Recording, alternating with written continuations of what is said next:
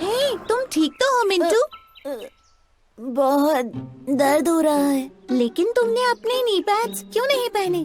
मुझे लगा मेहनत करने का क्या फायदा, उनके बगैर भी मेरा काम चल जाएगा।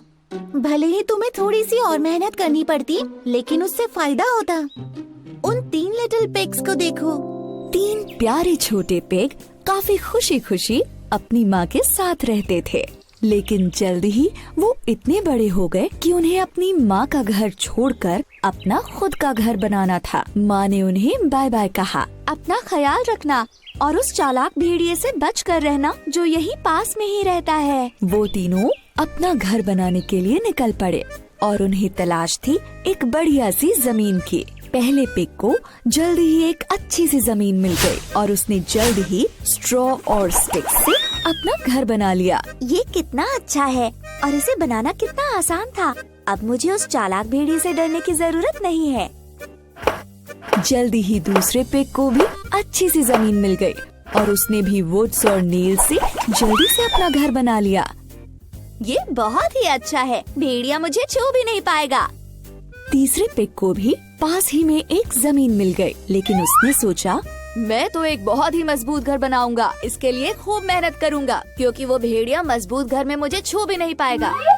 तो तीसरे पिग ने खूब मेहनत की और ब्रिक और मोर्टर से एक पक्का और मजबूत घर बनाया। तीनों पिग्स खुशी खुशी रहने लगे, लेकिन ज्यादा दिनों तक नहीं। चालाक भेड़िए की नजर उन पर थी। वो आसपास घूमता रहता था ताकि कब उसे इन्हें खाने का मौका मिल जाए। मुझे तो इन्हें हर हाल में खाना होगा, बहुत मजा आएगा इन्हें खाने में। फिर जल्द ही एक दिन भेड़िया पहले पिग के घर पहुंचा। भेड़िया बोला, ओए दरवाजा खोलो पिगलेट, नहीं तो मैं बहुत जोर से फूंक मारूंगा और तुम्हारा घर तोड़ डालूंगा। पहला पिग काफी डर गया। ओह नो, मैं दरवाजा बिल्कुल नहीं खोलूंगा। भेड़िए ने जोर से फूंक मारी, बहुत जोर से फूंक मारी और इससे स्ट्रॉ और स्टिक से बना घर टूट गया। पहला पिग अपनी जान बचाने के लिए दूसरे पिग के लकड़ी के बने घर में जाके छुप गया। जल्द ही चालाक भेड़िया दूसरे पिग के घर पहुंच गया और वहां जाकर उसने जोर से बोला, दरवाजा खोलो पिगलेट्स, नहीं तो मैं इतनी जोर से फूंक मारूंगा कि तुम्हारा घर टूट जाएगा। दोनों लिटिल पिग्स काफी डर गए। ओह नो, हमें दरवाजा नहीं खोलना चाहिए। चालाक भेड़िए ने फूंक मारी और जोर से मारी, इतनी जोर से मारी कि लकड़ी का बना वो घर टुकड़े टुकड़े हो गया। बुरी तरह से डरे हुए दोनों पिग्स अपनी जान बचाने के लिए तीसरे पिग के घर में आ पहुँचे, जो ब्रिक और मोटर से बना था। जल्द ही वो चालाक भेड़िया तीसरे पिग के घर भी आ पहुँचा। दरवाजा खोलो पिगलेट्स, नहीं तो मैं तुम्हारे घर को फूंक मार के उड़ा दूंगा। अब तीनों लिटिल पिग्स बुरी तरह से डर गए। ओह नो, हमें दरवाजा नहीं खोलना चाहिए।